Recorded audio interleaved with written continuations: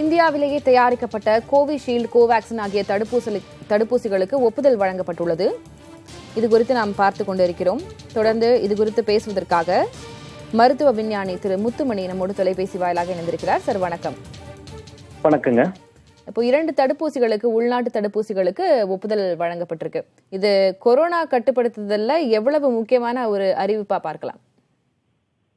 So நீங்க தடுப்பு மருந்து அனுமதி சொல்றது இல்ல, ஆக்சுவலா அது எமர்ஜென்சி ஆத்தரைசேஷனுக்கு தான் அப்ரூவ் பண்ணிருக்காங்க. அது எமர்ஜென்சி ஆத்தரைசேஷன் என்னன்னா, இப்போ ஒரு வேக்சின் மக்களுக்கு, எல்லா மக்களுக்கும் போய் சேர்றதுக்கு 3 ஸ்டேஜ்ல அவங்க வெரிஃபிகேஷன் பண்ணுவாங்க. ஐ மீன் சயின்டிபிக் கம்யூனிட்டி. அதாவது இப்போ யூஎஸ்ல எடுத்துட்டீங்கன்னா FDA சொல்லுவாங்க, ஃபுட் ட்ரக் அட்மினிஸ்ட்ரேஷன். அது வேக்சினோட எஃபிகசி எல்லாமே முடிச்ச பின்னாடி, அதோட சைடு எஃபெக்ட்ஸ் எல்லாமே அனலைஸ் பண்ண பின்னாடி தான் அதை மக்களுக்கு பயன்படுத்தலாம் என்று கொடுக்கப்படும்.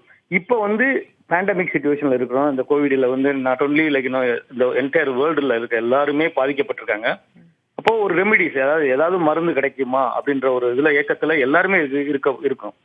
ஸோ அப்படி இருக்கிறப்ப தான் நிறைய கம்பெனிஸ் நீங்க பார்த்துருப்பீங்க. இப்போ யூஎஸ்ல மடோனா, ஃபைசர், அதே மாதிரி ஆஸ்ட்ராஜெனிகா யூகேல எல்லாருமே இந்த வேக்சின்ல ஒர்க் பண்ணிருக்காங்க. அதே போலதான் நம்ம இந்தியாலயும் பாரத் பயோடெக்கும் சீரம் இன்ஸ்டியூட், அது சீரம் இன்ஸ்டியூட் அஸ்ட்ராஜெனிகா, அதாவது யூகேவோட வேக்சினை தான் அவங்க மேனுஃபேக்சர் பண்றாங்க.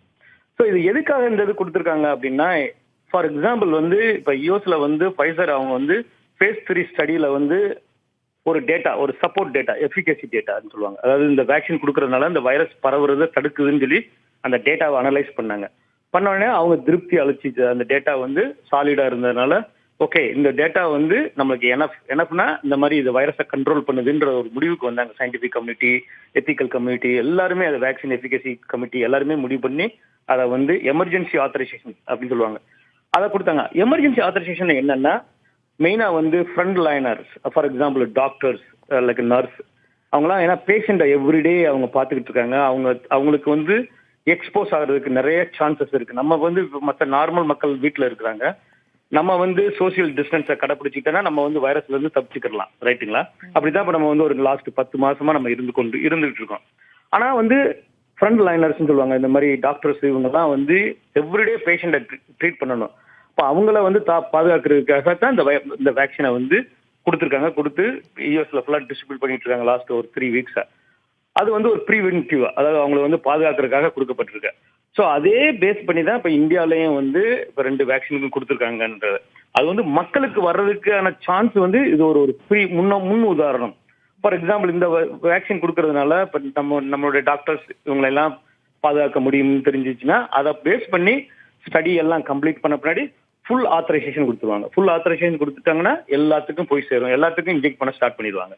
ஸோ இது ஒரு ஸ்டெப் க்ளோஸ் டு வேக்சின், நம்ம எல்லாத்துக்கும் கிடைக்கக்கூடிய ஒரு வேக்சின் கிடைக்கக்கூடியதுக்காக ஒரு ஸ்டெப் ஃபார்வர்டுன்னு வச்சுக்கோங்களேன். அந்த மாதிரி எடுத்துக்கணும் தான். So it's a good news. நம்மளுக்கு இப்போ நான் ஏற்கனவே முன்னாடி ஒரு பேட்டியில சொல்லியிருந்தேன், ஆக்சுவலா மடோனா வேக்சினோ ஃபைசர் வேக்சினோ நம்ம நாட்டுக்கு வர்றதுக்கு நாட்கள் ஆகும். ஏன்னா அவங்க கண்ட்ரிக்கு அவங்களுக்கு சப்ளை பண்ணிட்டு இருக்காங்க, அவங்களுக்கு மேனுஃபேக்சர் பண்ணணும். ஸோ நம்ம நாட்டில் இண்டிஜினியஸா பண்ணப்பட்ட பாரத் பயோடெக்ல இருக்குது சீரம் இன்ஸ்டியூட், இவங்க ரெடி ஆயிடுச்சுன்னா நம்ம மக்களுக்கு சேர்றதுக்கு கொஞ்சம் குயிக்காகவும் வேகமாகவும் சேரும்ன்றது என்னுடைய நம்பிக்கை. நிச்சயமா சார். அனுமதி வழங்கப்பட்டிருந்தாலும் நம்ம இதுலயும் கடக்க வேண்டிய படிநிலைகள் இருக்கு அப்படின்னு சொல்லியிருக்கீங்க. இணைப்பில் பேசுவதற்கு நன்றி. கோவிஷீல்டு தடுப்பு மருந்துக்கு பிரிட்டனை தொடர்ந்து 2வது நாடாக இந்தியாவும் அனுமதி வழங்கியிருக்கிறது. நாடு முழுவதும் நேற்று தடுப்பூசி செலுத்துவதற்கான ஒத்திகை நடைபெற்ற நிலையில் கோவிஷீல்டு, கோவாக்சின் தடுப்பூசிகளுக்கான ஒப்புதல் வழங்கப்பட்டுள்ளது. இது தொடர்பான அண்மை தகவலையும் மருத்துவர்கள், நிபுணர்களின் கருத்துக்களையும் நாம் கேட்டு பெற்ற வண்ணம் இருக்கிறோம். தொடர்ந்து இது குறித்த கூடுதல் விவரங்களை வழங்குவதற்காக டெல்லியிலிருந்து செய்தியாளர் விக்னேஷ் முத்து இணைந்திருக்கிறார். விக்னேஷ் முத்து, என்னென்ன அம்சங்கள் இடம்பெற்றிருக்கு இந்த அறிக்கையில, என்னென்ன சொல்லப்பட்டிருக்கு, விளக்குங்க.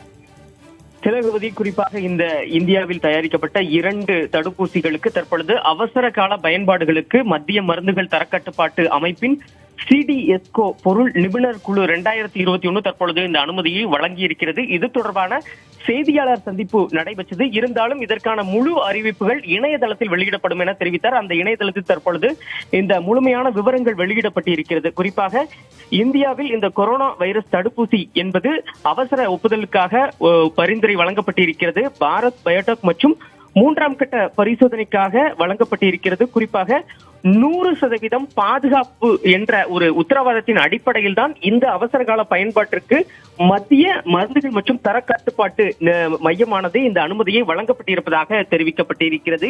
குறிப்பாக 18 வயதுக்கு மேற்பட்டதுடைய 23,745 பங்காளர்கள், அதாவது தன்னார்வர்களுக்கு இந்த தடுப்பூசிகள் செலுத்தப்பட்டு அவர்களுக்கான நோய் எதிர்ப்பு திறன் மற்றும் செயல்திறன் உள்ளிட்டவைகள் முழுமையாக ஆய்வு செய்யப்பட்டிருக்கிறது.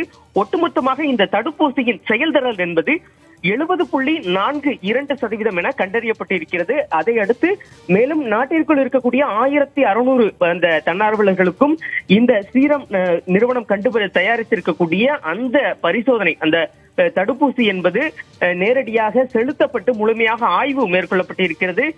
குறிப்பாக இது தொடர்பாக அந்த ஏற்கனவே அவர்கள் தெரிவித்தது போன்று அந்த விலங்குகளுக்கு எலிகள், முயல்கள், சிறிய வெள்ளலி உள்ளிட்டவைகளுக்கும் இந்த நோய் எதிர்ப்பு திறன் அதிக அளவு இந்த தடுப்பூசியை செலுத்திய பிறகு உருவாகி இருக்கிறது. அந்த 3 கட்ட பரிசோதனை என்பதும் முழுமையாக நடத்தப்பட்டுள்ளதாகத்தான் தெரிவிக்கப்பட்டிருக்கிறது.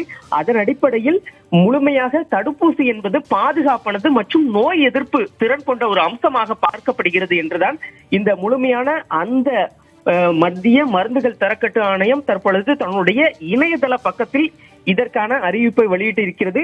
3ஆம் கட்டமாக அந்த காடிலா நிறுவனத்திற்கு அந்த தடுப்பூசி பரிசோதனைக்கு அனுமதியானது வழங்கப்பட்டிருப்பதாகவும் சீரம் மற்றும் பாரத் பயோடெக் தடுப்பூசிகளை 2 முதல் 8 டிகிரி செல்சியஸில் சேமிக்க வேண்டும் என்று தெரிவிக்கப்பட்டிருக்கிறது. போதுமான பரிசோதனையின் பின்னர் நிபுணர் குழுவின் தொடர்ச்சியான அந்த ஆய்வு அந்த அடிப்படையில் தான் அவசர கால பயன்பாட்டிற்கு தற்பொழுது மத்திய அரசு தன்னுடைய அனுமதியை வழங்கியிருக்கிறது.